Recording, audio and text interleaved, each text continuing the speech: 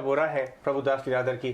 प्रियंका मानसी, आपको पता है अमीषा का मैं बहुत बड़ा फैन रहा हूँ काफी टाइम से, इसलिए 2 रीजंस की वजह से। एक तो करीब 3 दशकों से एक male, so called male dominated बाजार में नहीं, अभी तो खैर आप 8-10 साल से देखिए, आप दोनों ही हैं, बहुत सारे हमारे कॉलीग्स हैं, फ्रेंड्स हैं, लेकिन अमीषा जी उस जमाने से हैं जब शायद 100 मेल के सामने 1-2 फीमेल्स हुआ करती हैं, शेयर बाजार में नहीं जाती थी, तब से वो अपना नाम इसमें बनाने में लगी हुई हैं और उन्होंने सिक्का जमा रखा है। 3 दशक, 30 years is a very long time. और दूसरा ये कि मुझे अपने करियर के अर्ली डेज याद आते हैं कि जब मैं अपने 14-15 साल पहले अपने करियर के अर्ली डेज में हुआ करता था, तो बहुत सपोर्टिव थी हमेशा। बाजार में आज की जैसी तेजी या कोई भीषण गिरावट, दोनों में से कुछ हो, हमें डीलिंग रूम चेक करना है तो हम सीधे प्रभुदास लीलाधर पहुंच जाते थे और अमीषा जी हमेशा उनके दरवाजे हमारे लिए खुले रहते थे। तो अब जब हम ईटी नाउ स्वदेश को सेट करने में लगे हुए हैं हम सब, और तो हमें आज सपोर्ट करने के लिए वो हमारे स्टूडियोज में आई हैं। बहुत बहुत शुक्रिया अमीषा। आप इतना अच्छा काम कर रहे हैं कि हमारी मातृ भाषा में, हमारी कंट्री की लैंग्वेज में ये मैसेज जब आप सबको पहुंचाते हो, तो सोचो आप भी कितना अच्छा काम कर रहे हैं। बस आपका आशीर्वाद बना रहे, सपोर्ट बना रहे। देखिए तो अभी आज आप बहुत ही अच्छे दिन भी आई हैं, 16,500 के ऊपर हम कदम जमा के आगे बढ़ रहे हैं। तो आपको एक बुनियादी सवाल, क्या एक बार को ये कहना उचित होगा कि कहीं ना कहीं एक बॉटम सा बन गया है बाजार में? एक बात मुझे डेफिनेटली लग रही है कि इन्फ्लेशन ने पीक जरूर बनाया है, एंड इन्फ्लेशन का पीक यहीं पे कहीं रहेगा, मुझे लगता है, बहुत ग्लोबली भी और पर्टिकुलरली इंडिया में भी। नॉट ओनली मुझे ऐसा लग रहा है कि ऑयल शायद पीक आउट हो गया, ऑयल अभी भी वॉलेटाइल रहेगा, बट बाकी की जो कमोडिटीज, वेदर एग्री कमोडिटीज है, वेदर मेटल्स है, उसने जितना परसेंटेज करेक्शन दिया है, तो उसके चलते हुए मुझे लगता है इन्फ्लेशन पीक आउट हो गया। वंस एक पैरामीटर पे कंट्रोल आता है, तो बाकी के fall out, whether interest rate hike है, वेदर लिक्विडिटी रिडक्शन है, वो सब धीरे से टेपर हो सकते हैं, और मार्केट वो सब होने का राह नहीं देखता है, उसके पहले ही अपना बॉटम भी बना लेता है। तो मुझे लगता है पर्टिकुलरली इंडियन मार्केट्स ने जो लास्ट बॉटम बनाया, वो उन्होंने अच्छा अभी रिस्पेक्ट करेगा। Volatility will not go away in a hurry. It will continue to remain. अभी भी volatility रहेगी 1-2 क्वार्टर के लिए, बट जो बॉटम बना, मुझे लगता है वो बहुत अच्छी तरह से मार्केट रिस्पेक्ट करेगा। और फॉर्चुनेटली मॉनसून स्प्रेड भी अच्छे से हो रहा है, तो Q3 से थोड़ा एग्री इनकम और बढ़ जाएगा। 15,200 15,500 वाला जोन है, वो आपको रिस्पेक्ट होता हुआ दिख रहा है। जरूर, एब्सोल्युटली। तो ऐसे में अमीषा, जैसे आप बता रहे हैं कि कहीं ना कहीं शायद बॉटम बन गया, तो क्या मेटल्स के लिए भी एक व्यू बन रहा है? क्या वहाँ जो मेटल का जो फॉल अब तक देखा जा रहा था, जो फॉल, क्या वो ट्रेड अब रिवर्स होता हुआ दिखाई दे रहा है? मेटल जिस तरह से 2 दिन चल रहा है, या आपको लगता है कि ये जस्ट एक टेक्निकल बाउंस बैक है? मेटल पे क्या व्यू रखना चाहिए अब? देखिए, मेटल पर्टिकुलरली आप एल्यूमिनियम का पीक देखोगे या तो स्टील HR कॉइल का पीक देखोगे, वहां से तो 40% नीचे है। तो इवन इफ बॉटम हो गया, वो प्राइसेस वापस आते मुझे नहीं देख रहे हैं। दैट वाज एन एक्सट्रीम जब सिचुएशन था कि सप्लाई कंस्ट्रेंट हो चुका था। मुझे लगता है कि अगर जब रिसेशन होता है, या तो इवन इफ हम जो फैक्टर करते हैं एक mild recession and short term recession हम फैक्टर कर रहे हैं, उसमें मेटल्स सब्सटेंशियली ऊपर नहीं जाएंगे। कभी बाउंस आ सकता है, पर हमें नहीं लगता यहाँ से मेटल प्राइसेस सब्सटेंशियली ऊपर जाएंगे। Amisha, good morning. और ऑरा इज सो ग्लोइंग कि बाजार में भी तेजी आपके आने से पहले ही लगातार हम देख रहे हैं। इनफैक्ट अब बाजार में, क्योंकि तेजी की चाल तो बाजार ने रफ्तार तो पकड़ ली है, ऐसे में पैसे कहाँ बनेंगे? सेक्टर्स कौन से हैं जो आपके रडार पर हैं? देखिए, मुझे ऐसे लगता है कि जो ऑटो सेक्टर है, जहाँ पर एक रैली एनस्यू हो चुकी है ऑलरेडी, ये पहली रिकवरी जो मार्केट में आई वो ऑटो के साथ है, और उसके काफी रीजन है कि पोस्ट कोविड जो डिमांड आई, उसमें सप्लाई चिप्स की वजह से या रॉ मटेरियल हाई कॉस्ट की वजह से वो बाउंस बैक ही नहीं कर पाया sector, both in terms of production and also in terms of margins.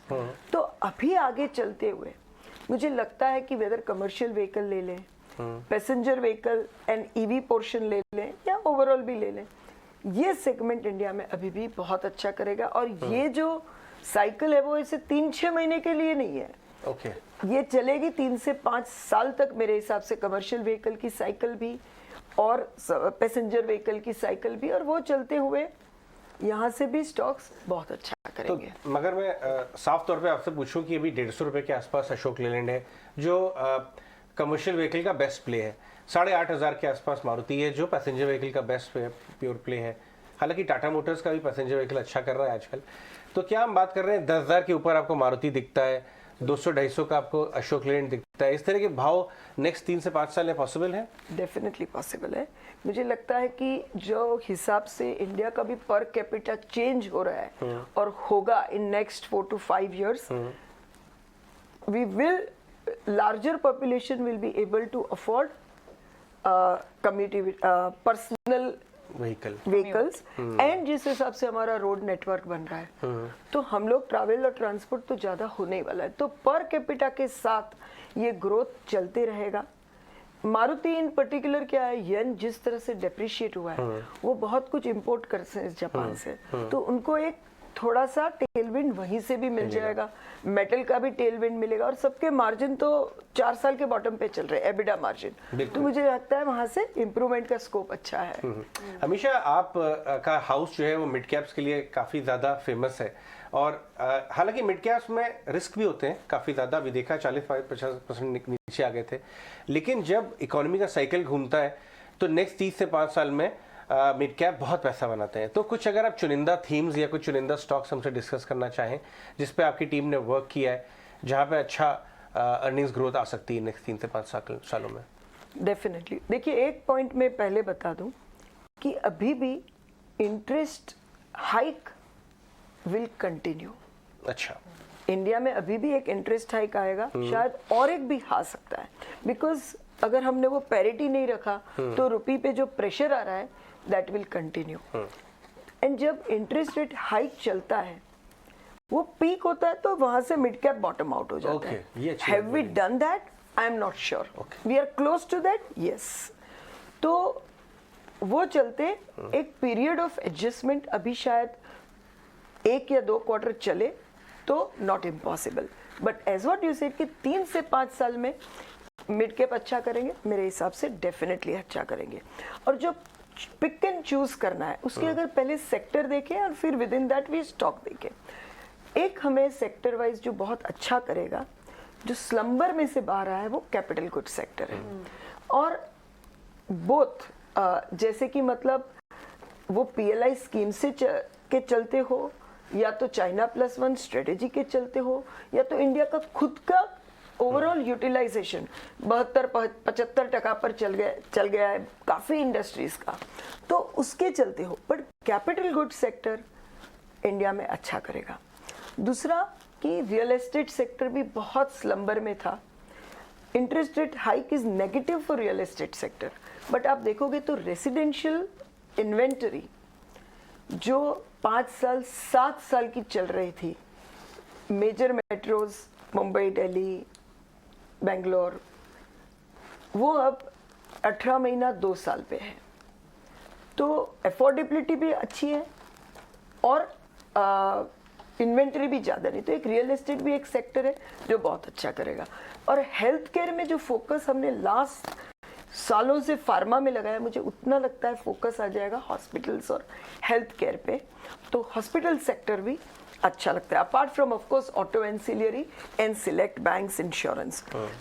इस चलते अगर मैं पिक करूं तो मुझे कैपिटल गुड्स में स्पेशली प्राज बहुत अच्छा लगता है, क्योंकि जो इथेनॉल स्टोरी डेवलप हो रही है इंडिया में वो कंसिस्टेंटली और भी चलेगी, एंड इसके पास 65% मार्केट शेयर है। It's a zero debt company, zero working capital company, तो ठीक ही रहेगा।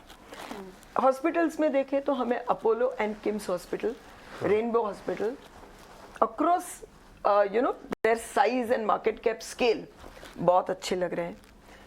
ऑटो एंक में भी हम सम ऑफ द प्लेस को पोजीशन करते हैं। हम लोग टायर जैसी जहां पर ज्यादा कमोडिटाइज्ड है उसको मीडियम टर्म पे नहीं देखते हैं, पर जैसे मदरसन वायर्स है वैसे ऑटो एंक्स हमें बहुत अच्छे लगते हैं, जिसका एक पोजीशनिंग और उनका मोट और मार्केट साइज बहुत अच्छा है।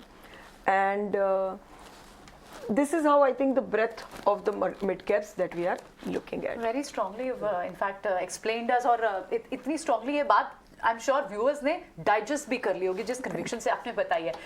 वन लास्ट क्वेश्चन अमीशा, अब जो नंबर्स आने वाले हैं जिन जिन सेक्टर्स के, आप किस तरह की ग्रोथ देख रहे हैं? ग्रोथ अर्निंग्स अगर निफ्टी की टॉप लिस्टेड कंपनीज की बात करें Q1 के लिए, आप कहाँ सरप्राइज देख रही हैं?